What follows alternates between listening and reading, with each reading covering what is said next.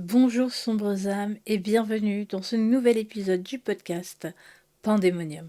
Aujourd'hui, je vais vous parler de la différence entre Samhain et Halloween. Samhain, ou encore Samhain, écrit Samhain, est une ancienne fête celtique marquant la fin de l'année et le début de la saison sombre. Ses racines plongent dans les traditions spirituelles de l'Irlande, de l'Écosse et du nord de la France bien avant l'apparition de l'Halloween moderne. Samhain, dont le nom signifie probablement fin de l'été en vieil irlandais, est célébré entre le coucher du soleil du 31 octobre et celui du 1er novembre. Dans la mythologie celtique, cette nuit était considérée comme un temps hors du temps, une journée qui n'appartient ni à la saison claire ni à la saison sombre. Elle symbolisait la mort et le renouveau, la fin du cycle agricole, le repos de la terre et le début de la nouvelle année celtique. Pour les Celtes, c'était aussi la période où le voile entre le monde des vivants et celui des morts devenait le plus mince.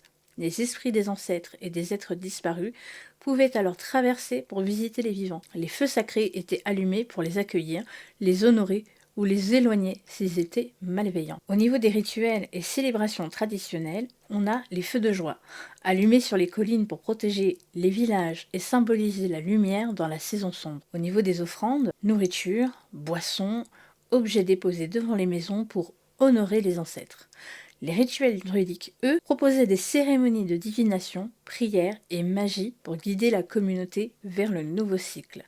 Il y avait aussi un arrêt des activités, la fin des guerres, règlement des dettes, clôture des moissons, symbole d'un nouveau départ collectif. Costumes et déguisements étaient utilisés pour se fondre parmi les esprits et éviter d'être reconnus par des âmes mal intentionnées, un des ancêtres du déguisement d'Halloween. Dans certaines traditions modernes néo-païennes ou wiccanes, Samhain est considéré comme le nouvel an des sorcières, un moment idéal pour les bilans, les rituels de purification ou les méditations sur la mort et la renaissance. Concernant les différences entre Samhain et Halloween, Samhain a une origine celtique pré-chrétienne, célébrée depuis plus de 2000 ans dans la culture druidique.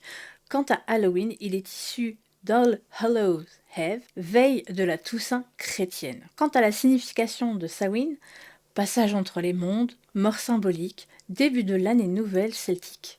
Et pour Halloween, c'est une fête populaire tournée vers la peur, le folklore et le divertissement.